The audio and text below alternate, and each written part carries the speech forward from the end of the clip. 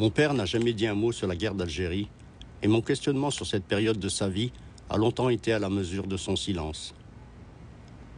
En grandissant, j'ai compris que ce n'est pas parce qu'on n'en parle pas que le passé disparaît. J'ai alors éprouvé le besoin de connaître l'histoire de mon père. C'est à travers les livres et les témoignages de ses amis que j'ai reconstitué son passé. Aujourd'hui, alors qu'il n'est plus là pour m'opposer son silence, j'ai décidé d'aller à la rencontre d'autres fils dont les pères ont fait cette guerre. Je me suis souvent demandé comment ils avaient vécu cette histoire et si elle avait eu une incidence sur leur propre vie.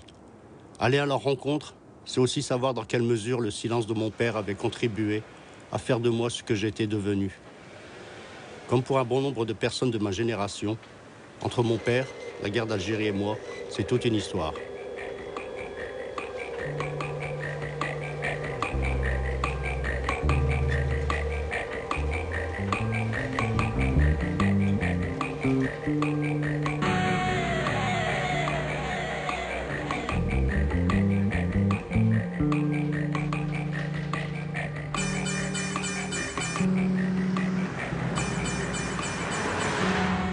L'histoire de mon père était liée au premier mouvement nationaliste qui avait été fondé par Messali Hadj.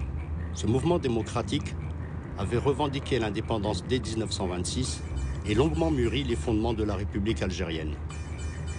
J'ai aussi découvert comment, en 1954, le FLN, un groupe de jeunes dissidents, avait devancé les messalistes en déclenchant l'insurrection armée, avant de les éliminer de manière impitoyable pour s'assurer le leadership de la révolution algérienne.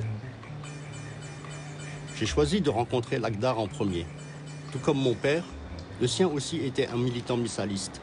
C'est dans une cité ouvrière de Carvin que l'Agdar m'a donné rendez-vous. Il voulait me parler du 25 décembre 1956, jour où tout a basculé pour son père.